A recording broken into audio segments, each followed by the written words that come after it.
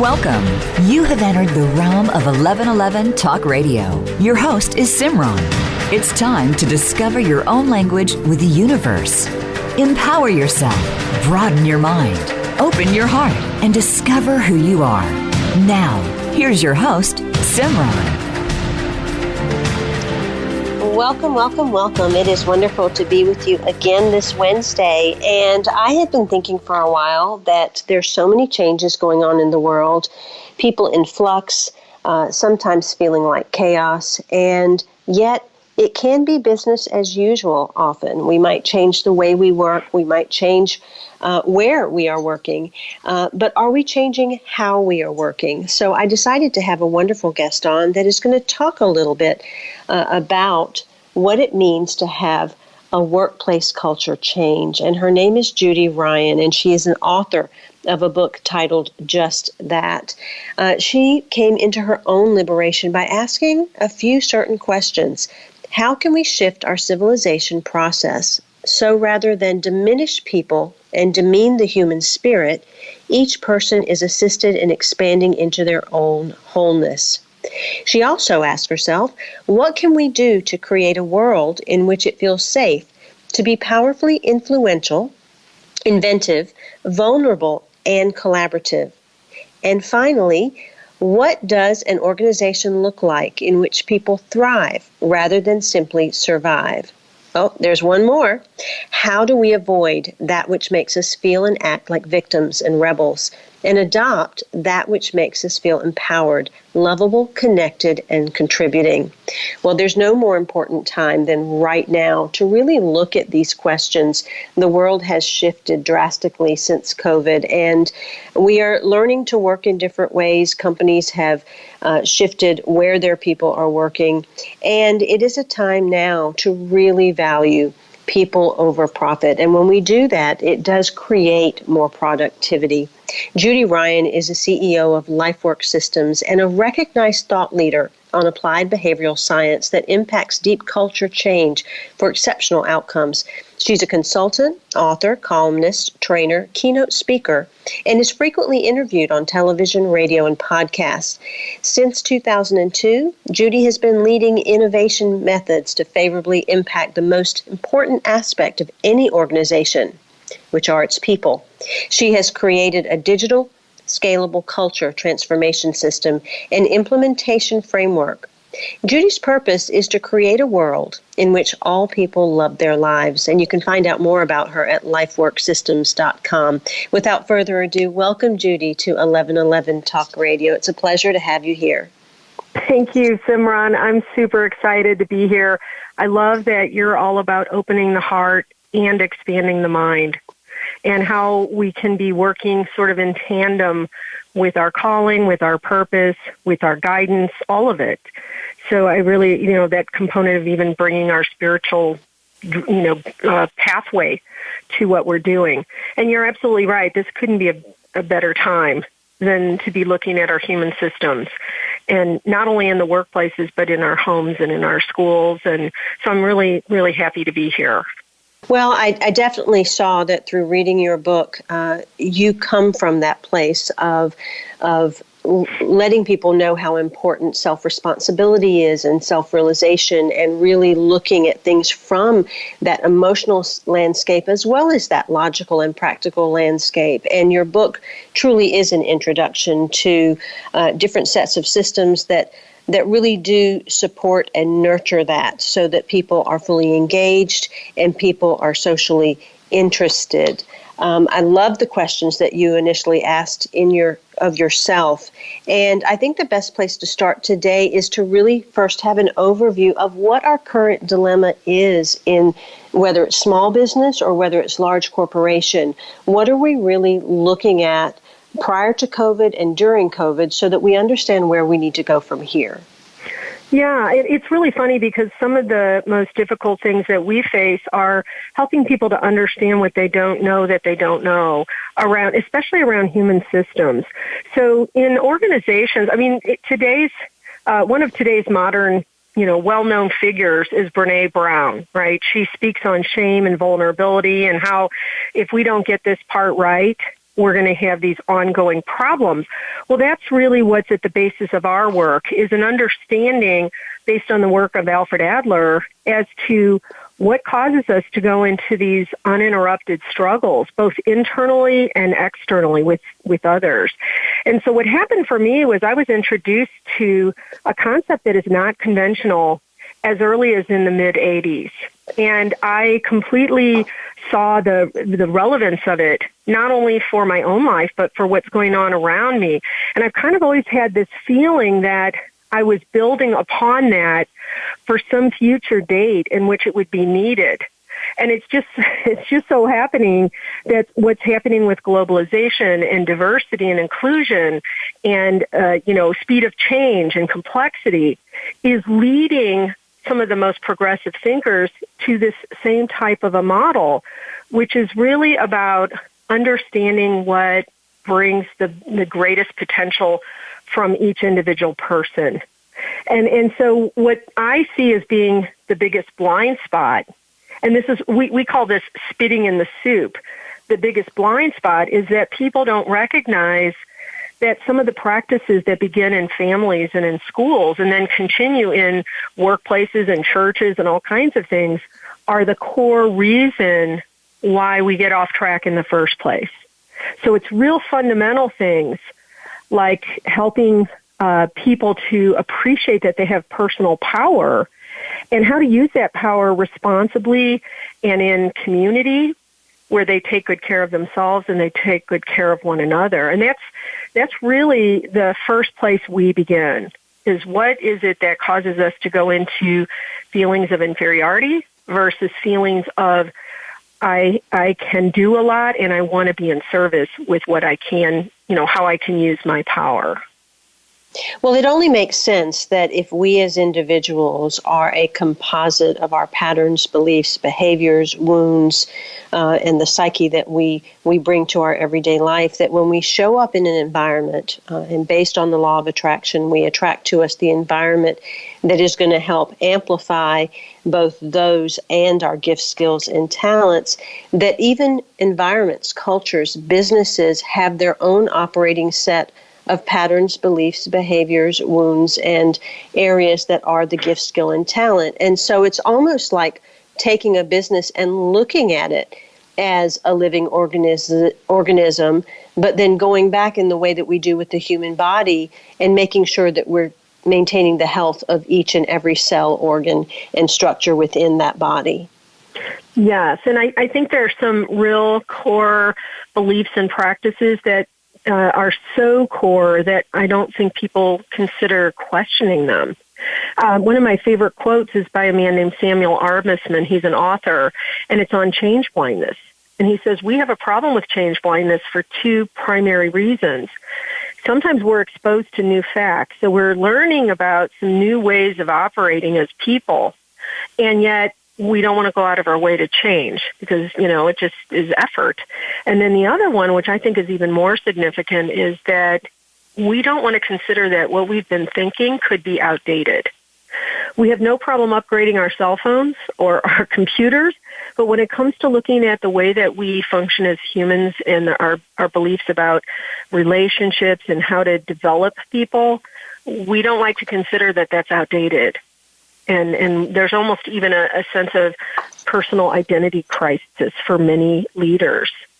So if we could just overcome that and look at that through the lens of, wow, we get to upgrade, we get to improve upon the way that we're functioning in our most basic human practices with each other.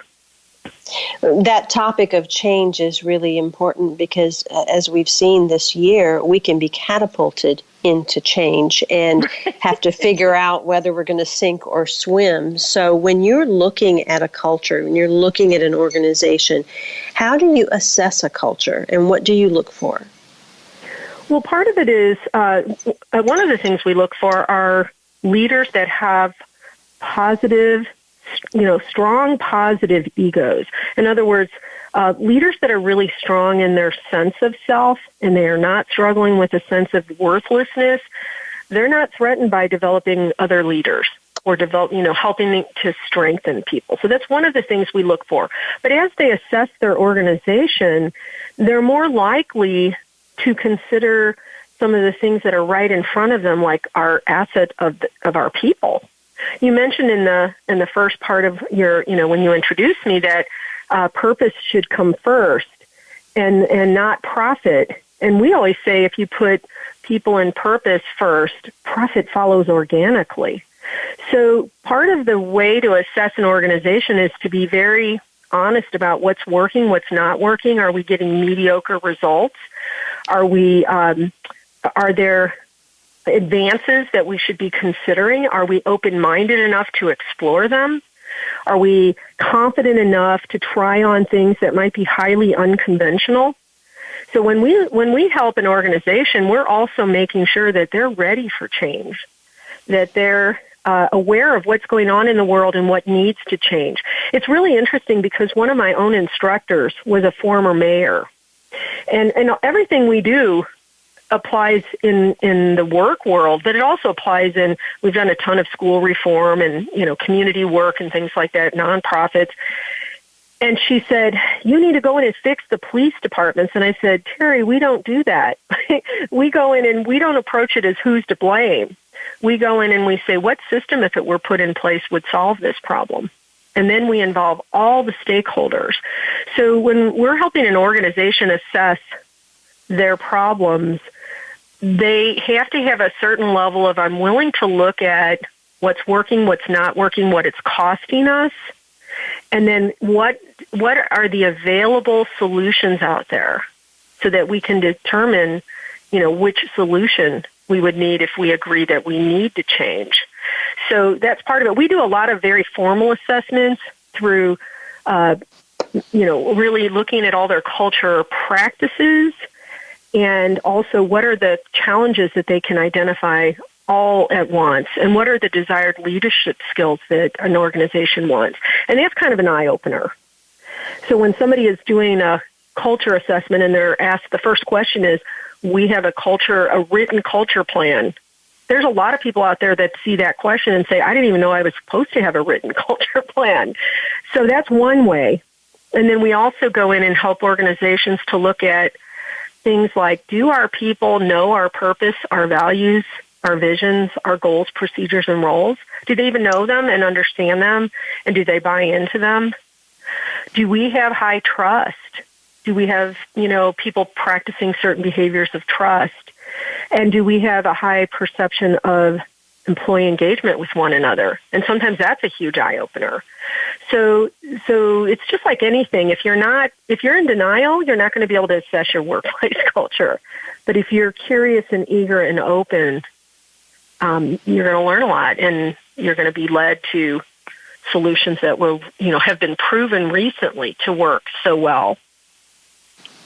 It seems that the leadership team has to be in a state of invitation to the people that work with them, and an invitation to truly know the company, to truly understand the mission, to truly align with the vision, for there to be a cohesiveness and everyone kind of buy into that idea and feel like part of the team. How does a leadership team or a CEO really create that sense of invitation and engagement and connection in an organization when there wasn't one? I would say the most important thing that we see either creates success or doesn't is a leadership team that understands that they're not separate from their organization. I know that sounds like a given, but it's not. There are a lot of senior leaders who intentionally keep themselves separate. In fact, it was really interesting. We have had a project one time that was highly successful and just real high functioning. And one of the mid-level managers was promoted. And in a session I had with her, she said, well, now I guess I can't go to lunch with my friend, my best friend. And I said, did you forget we're in a completely different kind of culture where you don't have to have that artificial separation? As long as you know what your role is as a senior leader. See, in the old model, you couldn't be a boss and be a friend. It's kind of like people think about parenting. Be a parent, not a friend. Well, if you're using the kind of old school control models, you can't be a friend with people who are going to use domination and up, down, power over, I know more than you know. But in a really healthy workplace environment, the senior team does not artificially separate themselves. So that's kind of one of the most, because they could know all those things that you mentioned, like they could know the purpose and values and they could talk about them. But if they have a whole different set of standards for what they do and how they allow others to do that with them, that's what I see as one of the bigger problems.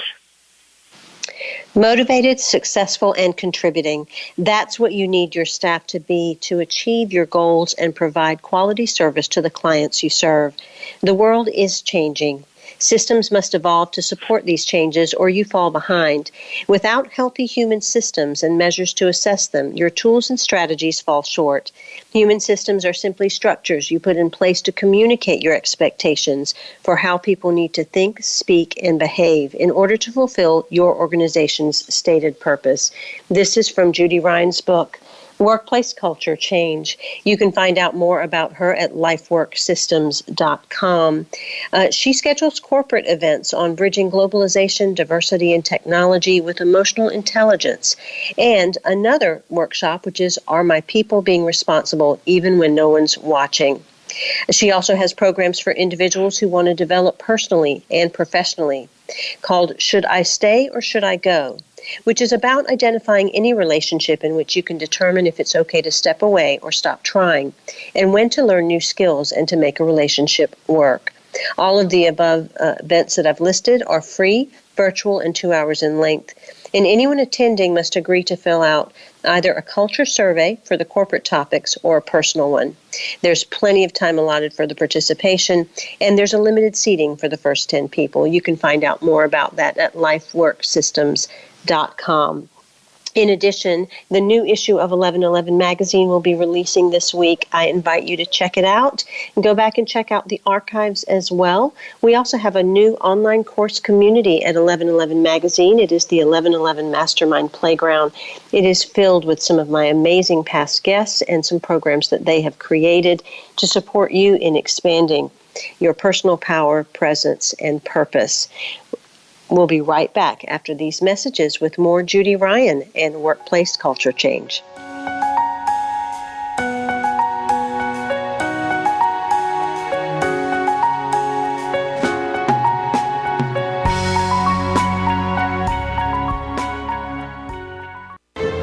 Have you seen 1111? Do you wonder why certain numbers keep showing up in your life? 11, 111, 22, 33, 444. People all over the world are seeing 1111 and learning the language of universal communication. Subscribe to 1111 magazine today. www.1111mag.com. 1111 magazine is a bi-monthly print publication that offers a rich multi-sensory experience. As you engage with experts and topics of consciousness, become enlightened, empowered, and energized, so you live a passionate and authentic life of conscious choices. 1111 magazine, a daily staple for lifting the mindset, discovering the heart, and stepping into conscious living.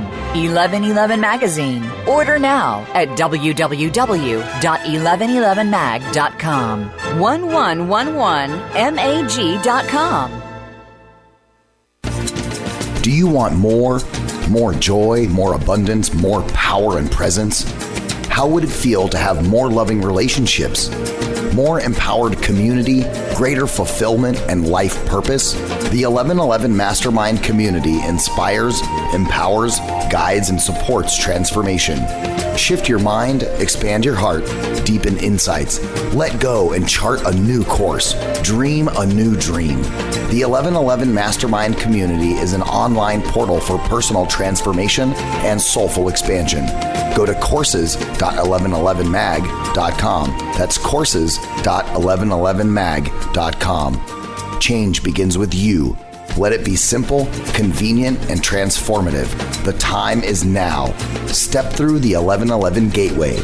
courses.1111mag.com.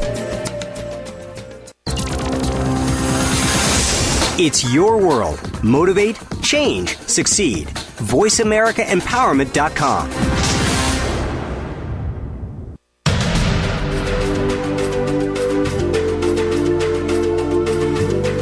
You are listening to 1111 Talk Radio.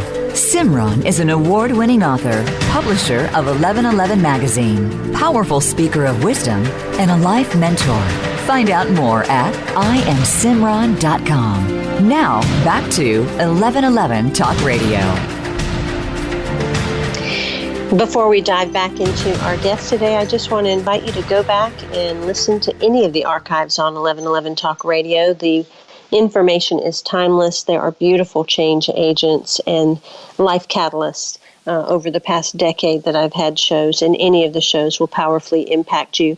Also, go to my website, IamSimran.com. I have all of my books there, as well as some additional courses that I have created, and I have launched some new artwork, and I'm really excited about this new endeavor that I am embarking upon, where my soul is truly expressing some innermost sentiments that I'd love to share with you. So check me out at IamSimran.com. Judy Ryan is CEO of Lifework Systems and the author of What's the Deal with Workplace Culture Change. That's What's the Deal with Workplace Culture Change. She's a recognized thought leader and on applied behavioral science that impacts deep culture change for exceptional outcomes. You can find out more about her and the different events that she hosts at lifeworksystems.com. Change requires we let down our guard. Many people do not like the feelings they have when they look closely at relationships or habits that need changing or improvement. Change requires we spend precious time. Change also requires strong intrinsic motivation. When change engages a person's sense of meaningfulness, sense of choice, sense of competency, and sense of progress, they are more likely to embrace positive change. Change also requires faith rather than hope. And most of all, change requires we build a capacity for it. An essential aspect of capacity building should be to increase your staff's ability to cope with change and to use an integrated and holistic approach rather than the traditional outmoded ways of using control to address problems in organizational change. This is from Judy Ryan's book, What's the Deal with Workplace Culture Change? Welcome back, Judy. I'd love to talk a little bit about the issue of trust. I find that oftentimes one of the biggest barriers for cohesiveness and communication and productivity in businesses and companies depends on the level of trust that people feel between each other in the organization or the trust that they have on the leadership that is running that organization. Would you talk a little bit about the importance of trust and the 8 values that build that trust? Absolutely. And I would add to the trust component, do we have trust in ourselves? And so much of what has happened to us, even well-intended, erodes our trust in ourselves. But to speak on the 8 values of trust is one of my favorite topics because in our model, trustworthiness between people is the foundation. We even have a picture of a little house, and it's the foundation. And most people don't really know what comprises trustworthiness, and they don't know when they're doing it and when they're not doing it. And so, like a lot of us, we've been taught how to be in kind of a fake community. We call it pseudo-community, where we're just pretending everything's okay and we're not really being very open, and it's very safe, but it's very boring. And then we get into where we finally realize that there are some differences with each other, and rather than practice trust with each other, we start to do these power struggles where it's I'm right, you're wrong, I'm good, you're bad. My job is to fix you, convert you, heal you, and change you. And that never works. Like if you look about 2 seconds on social media, you can see that happening all over the place. So, that's the basis of every war. It's the basis of every ism. So how do we get out of that? Well, the 8 values that build trust are not involved in either of those 2 types of dynamics.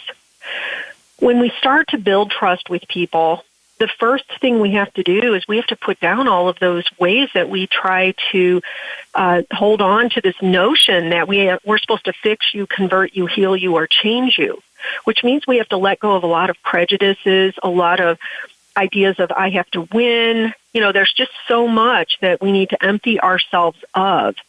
And the four of the 8 values that we practice when we're in that state of mind is we become open and disclosing, but not with the agenda to persuade or change someone. We become receptive to what other people are sharing. We show deep respect that this is a completely separate human being that is not me, and I get to see them as worthy in their own right, and they do the same for me. And we start recognizing our differences from a place of curiosity and appreciation. And instead of that's right, that's wrong, and that's bad, and that needs to be changed, what happens is that people have to get comfortable with that stage where you're not trying to change anything and you're not even offering solutions. And to many of us who are so impatient, that feels like a waste of time. But it really is an important step to get to the other 4 values that build trust, where all of a sudden productivity it just goes off the chart. So once people know that you respect them and you recognize them and you're going to be open with them, and there's no pressure to change each other, no judgment that something bad is in the space, then you can start having very real conversations that are super straightforward, where you can ask for what you want and you can speak what you expect. And there's just this deep sense of caring. So it comes across well and it feels safe. You can also be more honest with each other. You can also be really seeking a high level of excellence with each other. And that means things like, if I say I'm going to do something, I do it, and so do you. And if you don't, we have a conversation about it. And that's where you get a lot done. Because when any of those 8 behaviors are broken, and I'll just say them all in a row, being honest, being straightforward, being receptive, offering recognition, showing respect, following through on commitments, seeking excellence, and disclosing, and they're in no particular order. When all of those are occurring, you are phenomenally productive. We see in the organizations that really adopt not only these, but other concepts and then how to live them out, the engagement levels just are insane. And all the barriers just seem to dissolve. Even the barriers that we typically think of in diversity and inclusion conversations. So what I like about it is that when people begin to understand those values, they can actually look at a relationship and say, oh, I can see which one of these are broken and which ones I'm breaking. And now I have tools I can apply to fix them. And now I can take a relationship that is struggling and I can make it sound again. So I hope that is kind of what you were asking about. Yeah, and what I got as you were sharing that, Judy, in the beginning of the show, you talked a lot about how people come from their family dynamic and then they move into the business arena, and the things you were speaking about in regard to fixing, healing, and changing. That's all codependence. And by building these factors of trust, people are moving into more independence, and then ultimately the organization or the business can work interdependently, which really is more of a healthy environment rather than one that is impacted by unhealthy, improper boundaries and connections that are going on. So it really is very similar to our own personal growth and very much a spiritual approach to business. So there is a sense of spirituality in business, although it's probably never been really addressed as that in the business and corporate world. There's not openness to talk about it, but in my heart of hearts, I say I'm teaching practical applications of love. And also, when I'm listening to what you're saying about trust, we can't expect people to be anything but codependent when we use a lot of domination with them. It defeats their own belief in their power, their own belief in their goodness. When we're controlling people, we're holding very fearful, limiting beliefs about them. You can't be trusted. I have to please you. You'd be basically selfish if I didn't dangle a carrot. I know better than you, so I'm going to praise you either as positive or negative, which means I'm above you. I'm going to pamper you and spoil you because I don't have faith in you. Like, all of those things are very degrading to our sense of the ability to be self-motivating and to be, even to believe we could manage trust and all kinds of things. So that's kind of where it starts. That's quite powerful. You have a quote in the book from one of my absolute favorite authors, Paul Ferrini. The choice between love and fear is made every moment in our hearts and minds. That is where the peace process begins. Without peace within, peace in the world is an empty wish. Like love, peace is extended. It cannot be brought from the world to the heart. It must be brought from each heart to another, and thus to all mankind. And so when you talk about that dominance and domination that takes place there, that really is grounded in fear. It is not an act of love, and it impacts in a negative way to the people around you.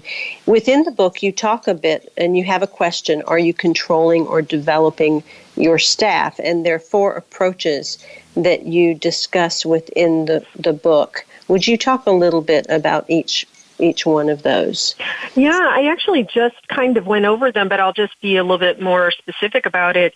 The 4 control approaches are: one is being autocratic, where we believe that people can't be trusted, and the goal is to manage them. So we actually think when we have that title manager, we're supposed to manage people.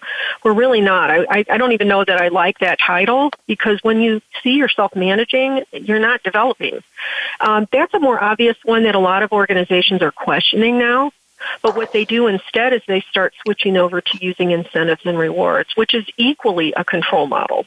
Because you're holding the belief that I have to dangle something in front of you, or you're going to just kind of be selfish and lazy. And the accountability is all about just jump through my hoop. And so a lot of people, they don't realize that the research shows that when people are using incentives and rewards, the recipient of that, they become less committed to the very things you want them to be committed to. And so all of these things are breaking down that faith that Paul Ferrini talked, that we can't come from love when we're coming from fear. And by the way, I appreciate you knowing who he is, because I love his book. But the third one is, it's a real subtle one, and it's real tempting to do because most of us don't feel so great about ourselves, so it's kind of a way we can puff up, and it's using judgment. Even if the judgment is, I'm so proud of you, or go make me proud. Or if the judgment is, I'm so disappointed in you.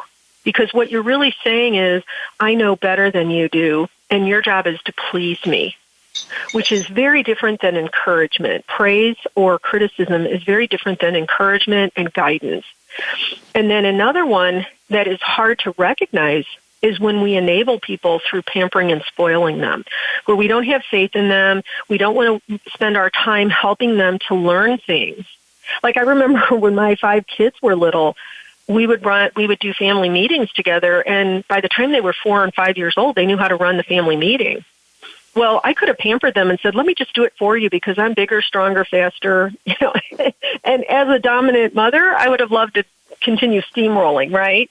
But that would have been a form of pampering and spoiling, because it would rob them of what they were capable of. And we do this all the time in workplace, and we don't recognize it. It's so subtle. So those are all extrinsic motivators, which means that we're motivating people from the outside in, which weakens their internal motivation. If I can get people to understand that, and the fact that that all contributes to an activated inferiority complex, which leads to every kind of problem you can imagine, every kind of disengagement and shutdown, that's a huge win. That's why we start there. Because if we don't spit in that soup, we can put all kinds of new tools and ideas on top of that, and it's just garbage because it's still running on that underlying, dominating, dehumanizing, disrespectful way of seeing people. I don't know if this is just a business and organization and culture change book, Judy. It might now become a parenting book. Yeah. Well, it's funny because I learned in psychology in the parenting world, and we did massive school reform projects where we worked with parents, teachers, school administrators, the students themselves, and a community of neighbors. And it was unbelievable. We worked in the most at-risk schools to help more kids stay in school and graduate. And right now, we have a proposal on the table to Build-A-Bear to do Build a Healthy Family, Build a Healthy School, where those same stakeholders in the community can all learn these skills simultaneously. So you're right. We do. Good human systems apply everywhere. When we teach this in workplaces, people report that this is helping them with their kids. When we teach this in education and family, they say this is helping me at work. So what's interesting about the workplace is that all of today's trends are almost requiring that we change our culture because people cannot keep up if the culture doesn't support a fully expanded human in each role. And ultimately, everything boils down to relationship. Create authentic community. Connection is to humans what water is to fish, a key to our existence and a cornerstone for our behavior. We are social beings, and from infancy, we make decisions and set goals in response to our social framework. In community, we make interpretations, then decisions about ourselves, about men, women, life, and more. And we adopt beliefs and strategies based on these decisions. This is from Judy Ryan's book, What's the Deal with Workplace Culture Change? I invite you to check out her website, lifeworksystems.com, to pick up her book, whether you are the CEO of a company, an organization, a small business, or a family. This will certainly bring you some principles and some ideas that will help you in terms of establishing the type of culture that can be co-creative and positive. Again, you can find out more about her at lifeworksystems.com. We'll be right back after these messages.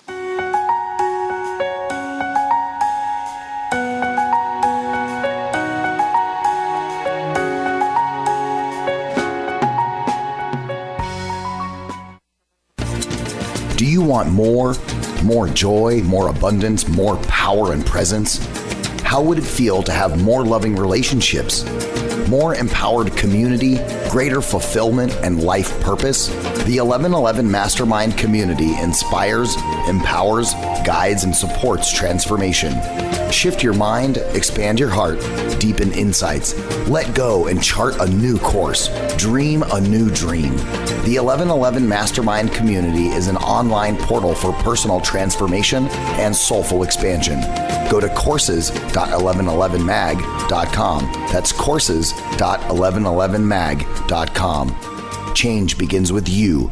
Let it be simple, convenient, and transformative. The time is now. Step through the 1111 gateway. Courses.1111mag.com.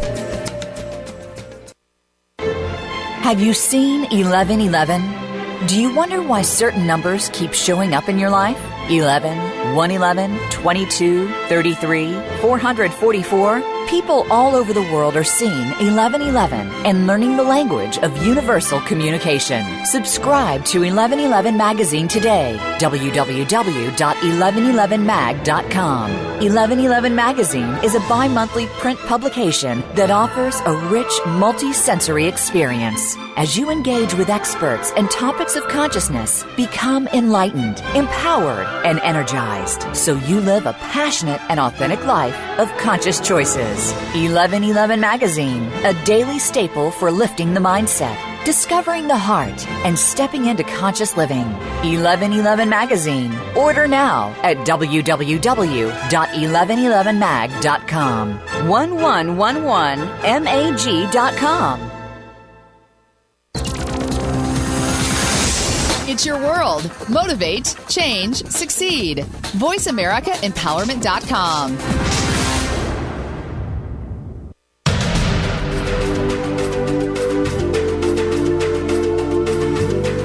You are listening to 1111 Talk Radio.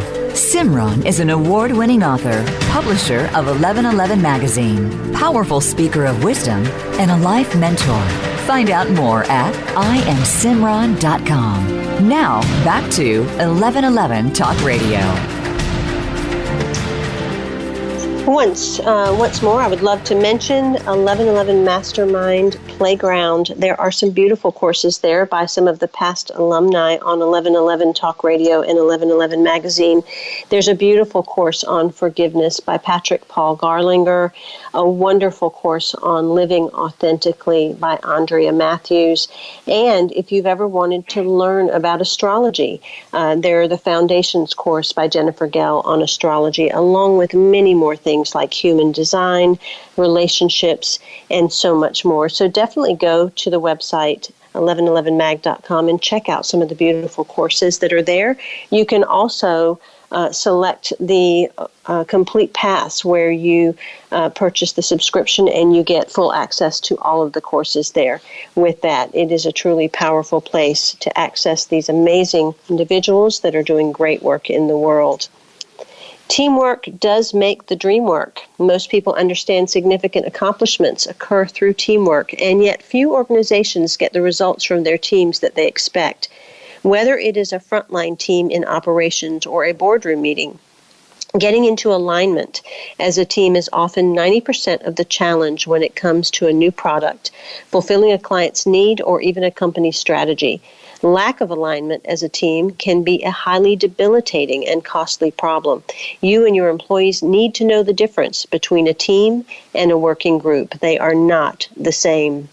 This is from the book, What's the Deal with Workplace Culture Change by Judy Ryan. She is the CEO of Lifework Systems and a recognized thought leader on applied behavioral science, which impacts deep culture change for exceptional outcomes. She's a consultant, author, columnist, trainer, and keynote speaker, frequently interviewed, and she impacts the most important aspects of any organization. It's people. You can find out more about her at lifeworksystems.com, and also some of the events that she hosts that are free and virtual. She does corporate events on bridging globalization, diversity and technology with emotional intelligence, and also Are My People Being Responsible Even When No One's Watching? There are also individual workshops and things that you can access, some of which are titled, Should I Stay or Should I Go? And you can find out more about these at lifeworksystems.com. Welcome back, Judy. Let's talk a little bit about that difference between teamwork and a working group. They are not the same. So what are the distinctions? Well, it's interesting because we all know we do need teamwork. I mean, at the crux of everything, it's not only teamwork, but in today's world, cross-functional teamwork, where we can work together at all different levels in an organization to create solutions and systems, and to be in a position to pivot quickly to the market that's changing. But what I think is so interesting about team versus working group is a team is not just a group of people all trying to accomplish a goal together. That's what most people would describe a team as. A team is one in which you're doing that, but you're also looking around at your other team members, and you're absolutely making sure that everyone is being wildly successful in their part on the team. And what happens instead is most organizations are, operating from a background of competition and criticism and judgment and all these things that create us not being supportive, not being encouraging. And so when we make a commitment to help each other be wildly successful, it has a whole different feeling to it. I was listening to something on Facebook about a guy who was in a very important, I don't know if it was Olympic race or whatever, and the guy in front of him got mixed up about whether he had already crossed the finish line. And the guy behind him was like, go, you haven't finished, And people were saying to him, well, why didn't you just pass him up and beat him? And he said, why would I want to win like that? And that's what we don't remember a lot of the time when we're in our workplace culture. It's almost as if being there for each other is a nice to have, but not a need to have. And I would say it's the most important thing to have, is to have each other's back, is to make sure that we call it having a 10 with other people.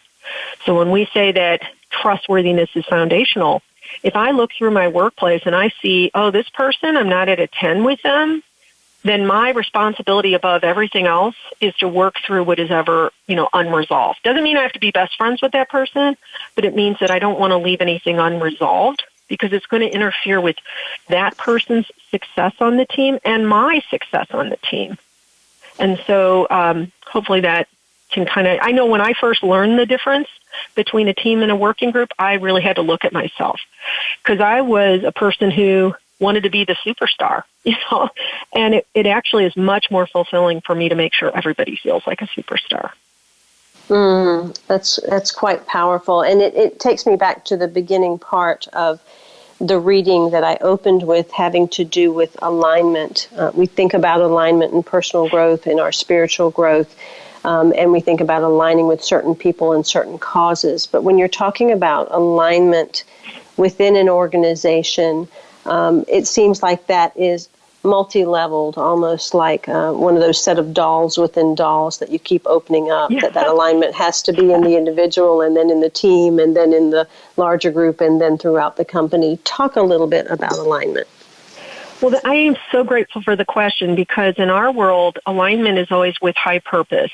And high purpose is not what, like, companies a lot of times think purpose is like, oh, we save dogs. That's more of a vision. Purpose is, what are we causing everyone, including ourselves, especially when we're at our best.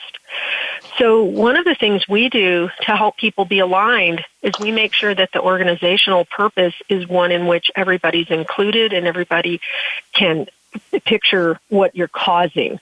Like ours is to cause a world where people love their lives. That means I'm causing that for myself so that I can cause that for everyone. And what we also do is help each individual employee go through that process of identifying their purpose and their values. The values are always, what behaviors help me live that purpose? So when we do an 18-month process, a culture transformation process, in month 4, we help everybody determine their purpose, values, vision, goals, procedures, and roles, and it's called a blueprint. We get more pushback in that month than any other month. And we didn't know that at first until we did it over and over again. And it's kind of like Marianne Williamson's quote of, our deepest fear is not that we're inadequate. Our deepest fear is that we're powerful beyond measure. It's our light, not our darkness, that most frightens us. And so what I see is that when people get in touch with their purpose, they're afraid it's too lofty. They're afraid that they're not worthy to hold it. They're afraid they're going to fail at it. I remember one man, his alignment, he was one of the owners. He goes, man, if I see this right, I'm supposed to be causing greatness. And I go, absolutely. I see you doing it all over the place. And he goes, I can't cause greatness. That's what the Dalai Lama does. And I said, you can't be like the Dalai Lama. So I ended up writing an article on that. Who says you can't be like the Dalai Lama? But literally for a couple of years, he could only say, I observe greatness, which is a whole different level of responsibility than I cause greatness. Mm-hmm. And part of it was that he was really afraid. So what's nice about purpose is when you have purpose, you can ask your people, how does this fit with us creating a world where people love their lives? Or how's this working with your purpose for inspiration, transformation, and laughter? If somebody's enraged, for example. So alignment is something that we need, but when we get into that month, people say, what does this have to do with work? This is stupid. I don't get it, because it scares them on some level. And that fear is such a place sometimes where true change will happen. That can be the place where motivation can step in and we do catapult ourselves. It does require that belief, like with the gentleman that you just spoke of. In your book, you talk about 4 intrinsic motivators, and it seems like those would be most important in those moments of fear where we're about to step into a greater expression of ourselves. Yes. When we talk about the control models, we're really talking about 4 extrinsic motivators to dismantle. And then we teach, so what do you replace them with? Well, it's a lot of things, but one of them is these 4 intrinsic motivators. And the first one is sense of meaningfulness. Well, you can't get more meaningful than your highest purpose. That's one of the places you do sense of meaningfulness. But you also do it around this task. Like somebody might be doing a really mundane task. And when you talk to them about what is the meaningfulness of this, they may not know until they think it through. Oh, because I process these mortgage things, more people get homes, for example. And if we don't spend any time on helping them see the meaningfulness, we could teach them all the competency in the world, and they're still not going to feel engaged in what they're doing. So meaningfulness is the very first internal motivator. The second one is having choice. So a lot of times we just order people around and tell them how to do things. We don't really open the door for them to be participating. That's why with my kids, when we did family meetings, we rotated the leadership of the meetings and we helped them to learn how to problem solve. It was because it's internally motivating for them to have choice and have a voice. Then we introduce the intrinsic motivator of competency. So you hear about people going into a job and maybe they're not trained well, and so they don't feel very motivated because they don't feel very competent. And then the fourth intrinsic motivator, which is the one I had to work the hardest on, is celebrating progress. I remember one time we won this big multi-year school reform project, and I had created this vision board on it, and it even had a bubble coming out of my mouth saying, "Hey, everybody, something big is happening," and it was happening. And I wanted to jump right in, and my team said, "Could we just stop and celebrate the fact that we just won this huge thing?" So even something as simple as celebrating progress can be overlooked, and yet it will burn us out if we don't spend time with that. Yes, acknowledgement and celebration is a huge piece, both personally and professionally, that everyone needs to engage in. We only have a few minutes left in the show, and I'd love to talk about the role of chaos inside of businesses and how a business can actually benefit from that when it does show up. I know right now a lot of places in our world feel like chaos for many people, and their worlds have been turned upside down. So how do you see chaos as a way that might possibly benefit businesses towards change? Well, there's a phrase called the K-ORD, which is chaos, ordered chaos, where you take a chaotic occurrence and you learn how to have a centered position within that chaos. And that's really, like right now, if you study agility, which is a very big trend right now, it's all about organizing chaos, and it's all about creating strong teams that can simultaneously build portions of a project, test them, and rebuild if necessary. So they're working within chaos. Chaos is not necessarily the enemy unless we are in a weakened state to deal with what's in front of us. And so when we feel very strongly that we're supported and we're empowered and we feel lovable and we feel connected and we feel that our contribution matters and there's nothing holding us back, we can actually see a chaotic thing that's going on and we can galvanize around solutions. You can see right now in the world we have a lot of unhealthy chaos, but you also can recognize various players that are extremely influential and from a loving place that look at chaos as the opportunity to grow and evolve. So it all comes down to, are we creating the conditions and conversations in which people can use that chaos as a catapult to growth and to innovation and resiliency? Or do we use that chaos to sink into despair and into all those battles, internal and external? A great question to contemplate and ask yourself. A great leader is one who creates other leaders and who at the end of the day has a team of employees who think and feel, "I did it, and we did it." You expect greatness and are consistent in helping each develop skills and achieve their successful outcomes. You become wise counsel, coaching and supporting them to develop their motivation and initiative.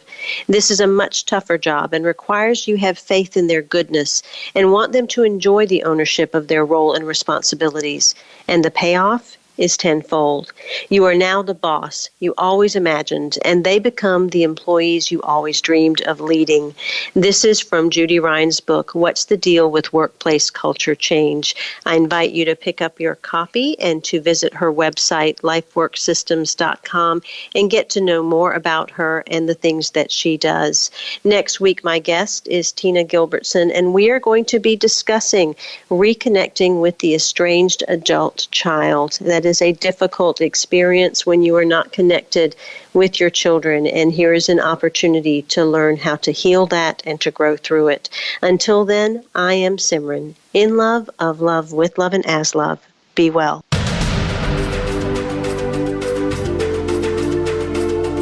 Thank you for opening your mind to a new reality. your heart to greater compassion and your experience of aliveness with 1111 Talk Radio. Join host Simran next Wednesday at 8 a.m. Pacific, 11 a.m. Eastern Time to step through the gateway of conscious living here on the Voice America Empowerment Channel. Remember, you are not on the journey. You are the journey.